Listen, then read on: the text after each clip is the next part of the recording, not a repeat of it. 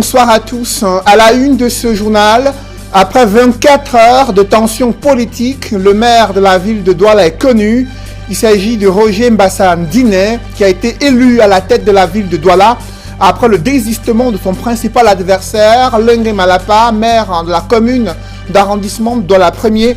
Et vous verrez dans ce journal comment les pressions politico-administratives, trafic d'influence et les menaces d'exclusion ont abouti à ont permis ce dénouement lors de cette élection du maire de la ville de Douala, une deuxième folle journée dans la capitale économique du Cameroun à suivre avec ses séquences particulières dans le journal de 20h.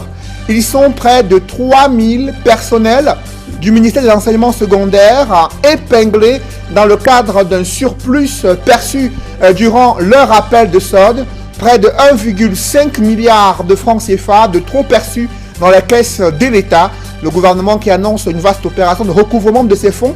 Comment en est-on arrivé là, au point où 3000 personnels du ministère de l'enseignement secondaire se retrouvent ainsi épinglés pour un trop perçu durant leur appel de solde? C'est l'enquête à suivre au cœur de ce journal.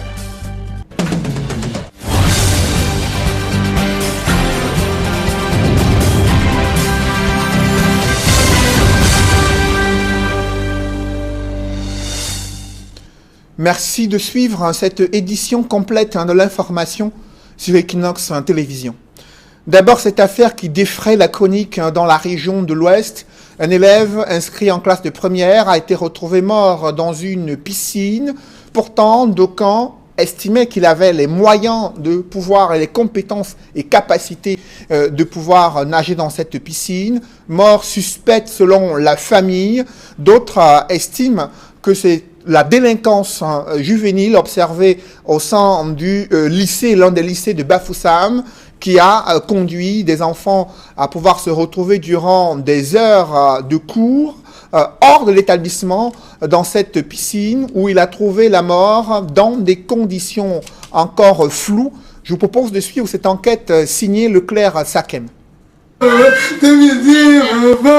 C'est dans cette piscine, située au quartier Kankop, dans la ville de Bafoussam, que Gamel Dominique, âgé de 17 ans, élève en classe de première au lycée bilingue de Bafoussam, s'est noyé. L'adolescent et ses camarades ont monté un stratagème ce matin-là pour échapper au dispositif sécuritaire du lycée. Ce matin-là, à la même heure, il avait cours de sport. Malheureusement pour lui, le cours de sport a eu lieu au sein de l'établissement. Or, il lui fallait trouver les moyens pour sortir de l'établissement, pour aller à la nage qui était programmée depuis la veille avec les camarades. Donc c'est comme ça qu'il a faufilé entre une classe qui allait au sport à la pelouse et est sorti avec cette classe-là.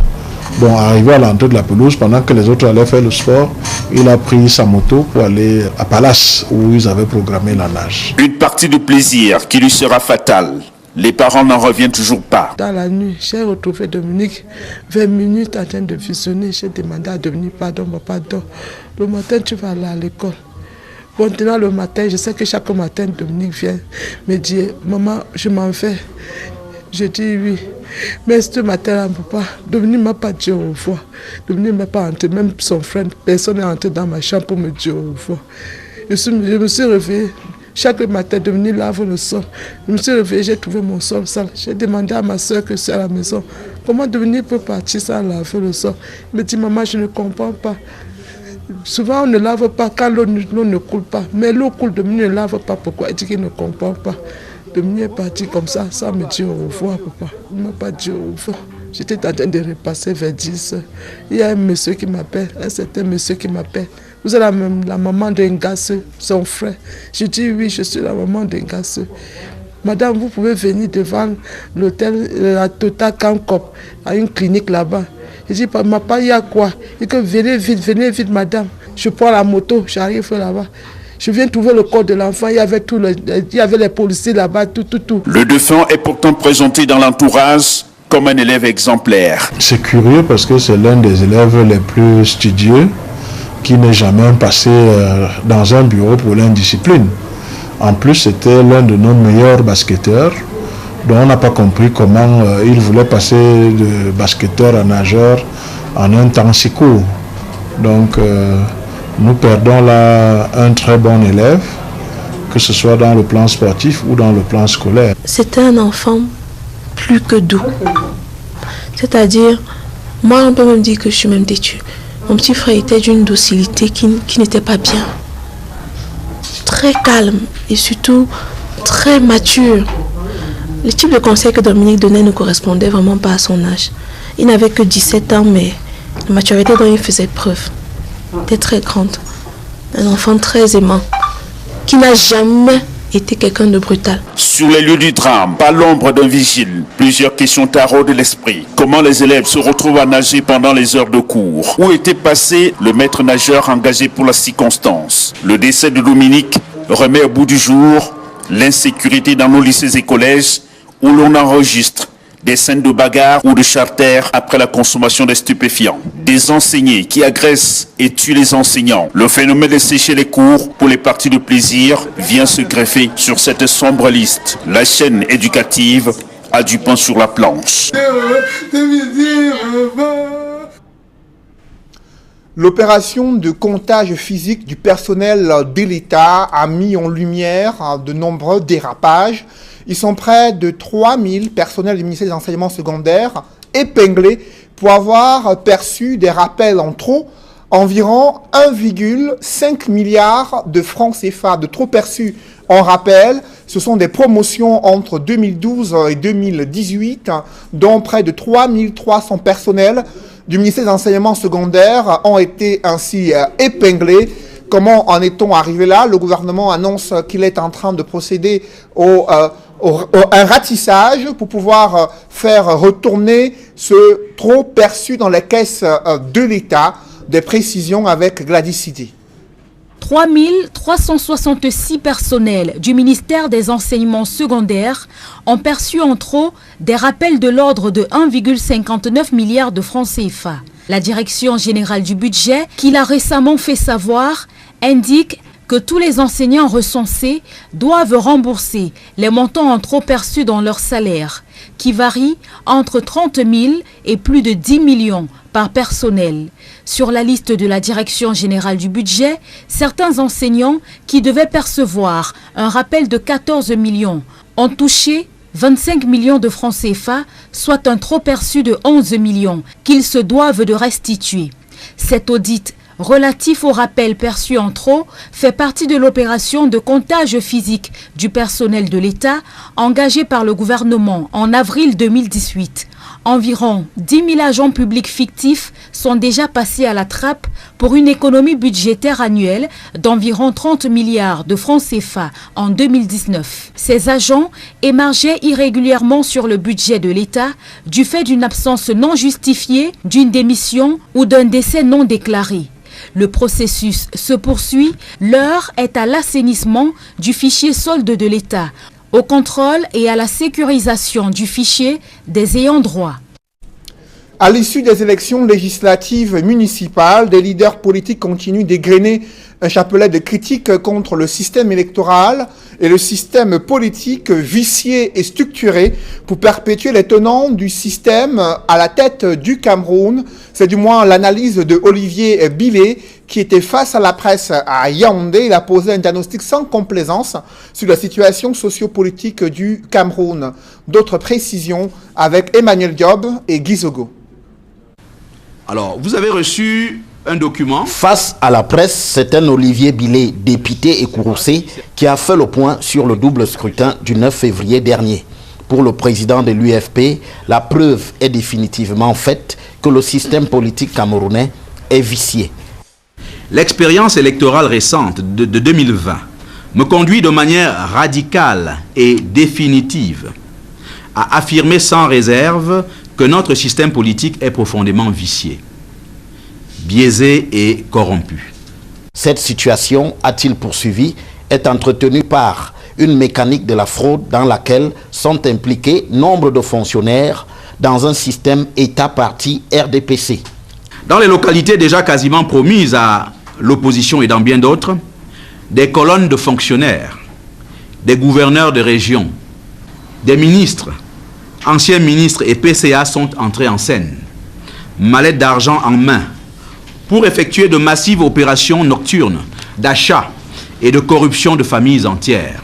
Cette technique a tout simplement marché comme du papier à musique.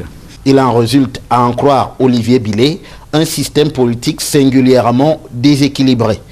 Ni demain, ni après-demain, il ne pourra donner lieu ni à une alternative politique sérieuse, ni à aucun avenir porteur pour nous-mêmes et pour nos enfants, si les choses demeurent en l'état. Dès lors, souligne encore le président de l'UFP, cette situation est partie pour perdurer si rien n'est fait. Tout cela occasionne une injustice, une inéquité et un déséquilibre sans pareil dans le jeu politique.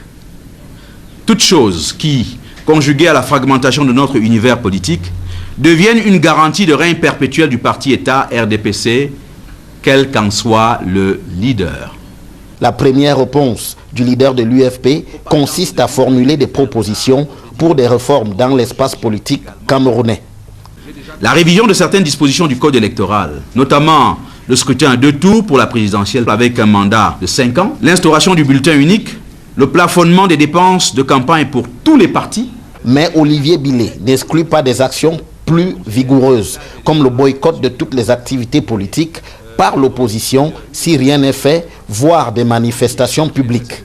Le patron de l'UFP propose aussi un gouvernement de transition pour faire face à ce qu'il considère comme une crise politique au Cameroun. L'UFP, qui était à la tête de la mairie de Yabassi, n'a engrangé aucun siège de député ni aucune mairie à l'issue du double scrutin du 9 février dernier.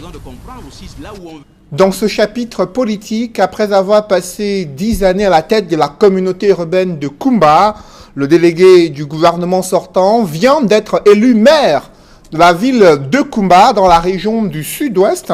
Victor Nkelengo rempile à la tête de cette commune, cette fois-ci élu en tant que maire. Il obtient 38 voix contre 31 et 6 pour ces deux challengers. Au terme de la session de plein droit de la communauté urbaine de Kumba, désormais ville de Kumba, le maire de la ville est revenu sur les difficultés rencontrées en tant que délégué du gouvernement où il a passé une dizaine d'années à la tête de cette ville de Kumba.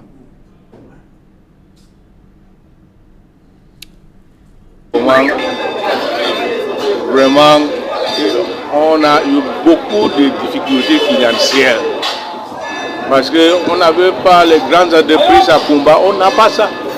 On n'a pas les grandes entreprises à Kumba. Et pour ça, on ne pouvait pas beaucoup faire. Oui, on dépendait seulement de notre centime additionnel. Si ça vient, on cherche d'abord à payer les salaires et après les petits investissements qu'on pouvait faire. Mais maintenant, je pense qu'il y aura de l'argent et qu'on peut faire beaucoup de choses.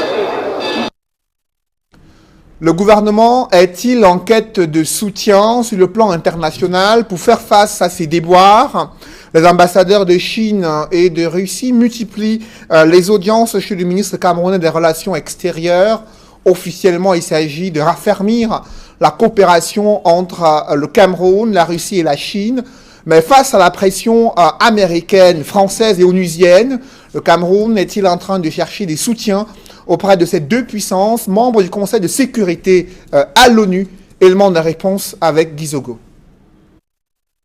Si l'orage gronde ces derniers jours entre Yaoundé et Paris, d'autres soutiens se signalent en faveur du régime camerounais.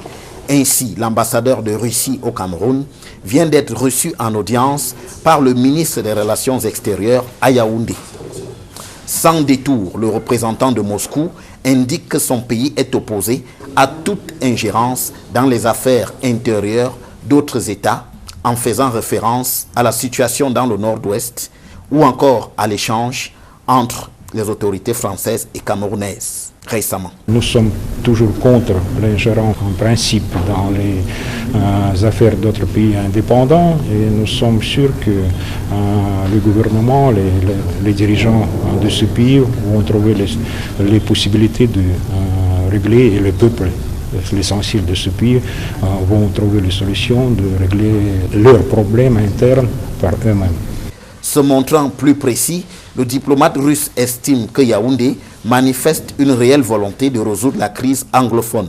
On avait constaté que le gouvernement et le président de ce pays, du Cameroun, a fait un grand effort, des grands pas positifs dans la solution de la situation, disons, de crise dans ces régions. C'était le grand dialogue national, le changement dans la législation. Maintenant, on a vu le succès des élections le 9 février. Au total, donc, pour Moscou, l'état de sa coopération avec le Cameroun montre une relation au beau fixe. On a discuté des questions d'intérêt commun, surtout la coopération bilatérale entre nos deux pays, politique, économique et humanitaire. Il y a un progrès dans le secteur économique. La Russie est un des premiers pays qui aide le Cameroun avec la préparation des cadres. Chaque année, 47 bourses étatiques données au gouvernement camerounais et on va continuer dans ce processus. Avant l'ambassadeur de Russie, c'est celui de la Chine qui a été reçu il y a quelques jours au ministère des Relations extérieures. Des soutiens qui apportent certainement un air frais à Yaoundé face à sa déconvenue avec Paris récemment. Le choix du comité central du RDPC porté sur Roger Mbassandine pour être maire de la ville de Douala a encore fait l'objet d'une contestation farouche. Le sommier politique du parti au pouvoir a sorti les muscles entre menaces de sanctions disciplinaires, pression politico-administrative. Presque tous les adversaires de Roger Mbassandine ont lâché prise, sauf Lengue Malapa, et c'est en milieu de journée que lui aussi s'est rangé dans les rangs pour soutenir son camarade du RDPC face à Jean-Jacques Ekindi. Le film de cette deuxième journée, folle journée dans la ville de Douala à l'occasion de l'élection du maire de la ville, c'est avec François Dikoumé et Donald Brice Kamgan. 235 voix sur 267. Roger Mbassandine est le nouveau maire de la ville de Douala. Le conseil municipal de Douala 5e aura bataille dure pour se faire élire face à Jean-Jacques Lengue Malapa. Déterminé jusqu'à la dernière minute à se présenter, il a été contraint sous la pression du directoire du RDPC à se retirer. Pour l'intérieur supérieur du parti, il a expliqué aux conseillers municipaux quelques minutes avant le début du vote. Roger Mbassandine, qui est élu, avait face à lui Jean-Jacques Ekindi, le coordinateur du mouvement progressiste, qui a finalement été candidat à cette élection, ancien secrétaire général du ministère de l'économie, de la planification et de l'aménagement du territoire. Roger Mbassandine aura certainement pour premier défi de se départir de l'image d'un maire imposé par le sommet du RDPC sans aucune base militante. Ainsi s'achève une longue et lancinante journée pour les militants du RDPC ici à la salle des fêtes d'Aqua. L'élection aura finalement connu près de 8 heures de retard, programmée pour démarrer autour de 10 heures du matin. Ce n'est qu'à 15 heures que le mandataire du RDPC ainsi que les différents candidats se sont pointés ici à la salle des fêtes d'Aqua, d'où je signe François Dikoumé, Donald Brice Kamgan pour Equinox Télévision. Parlons à présent de ce drame qui se vit sur les côtes de la Turquie et d'autres côtes européennes, là où de nombreux immigrés africains sont refoulés. Des balles sont même utilisées pour les dissuader. Au même moment, la Turquie menace d'ouvrir ses frontières pour laisser ces migrants arriver en Europe. Une situation de crise qui se vit en ce moment même sur les côtes européennes et dans la Méditerranée, là où de nombreux immigrés africains tentent encore de rallier l'Europe. On fait le point avec Xavier Foka. Donc de situation des migrants africains au large des côtes de la Turquie, eux qui tentent de joindre l'Europe, et la Turquie qui menace également l'Europe pour faire savoir qu'elle est prête à ouvrir les frontières afin de laisser ces immigrés africains traverser ces frontières et se rendre en Europe. Pour le moment, ce sont des images insoutenables vécues dans la Méditerranée. On fait le point avec Xavier Foka. Les tensions se poursuivent depuis quelques jours à la frontière entre la Grèce et la Turquie, où des migrants venus de Syrie tentent d'entrer illégalement en Grèce. Ce que n'entendent pas laisser faire les autorités grecques, qui ont renforcé les effectifs de sécurité dans plusieurs localités frontalières. Au moins une personne a d'ailleurs perdu la vie dans des heurts qui ont opposé à la frontière turque des migrants et des forces de l'ordre grec, déterminés à retenir l'afflux de migrants de plus en plus nombreux. Vendredi, Ankara a ouvert ses frontières pour faire pression aux Européens dans le dossier syrien. Résultat, des milliers de migrants ont afflué depuis le territoire turc. Selon les Nations Unies, il serait plus de 20 000 à être massés à la frontière grecque. Ceux qui ont réussi à franchir la frontière ont été arrêtés. Le porte-parole du gouvernement grec a affirmé que 4 000 migrants ont été bloqués à la frontière depuis vendredi et 66 arrestations ont été signalées. Lundi, le président turc Recep Tayyip Erdogan a brandi la menace de l'arrivée des millions de réfugiés en Europe. Une sorte de chantage aux Européens, alors que la Turquie cherche un appui militaire en Syrie contre le régime de Bachar al-Assad. Un chantage auquel n'entend pas céder l'Union européenne. Parlons à présent de cette rencontre des avocats, dans les images en bref, les avocats qui se sont réunis à Yaoundé afin d'évoquer la question des droits de l'homme et la promotion de l'état de droit au Cameroun.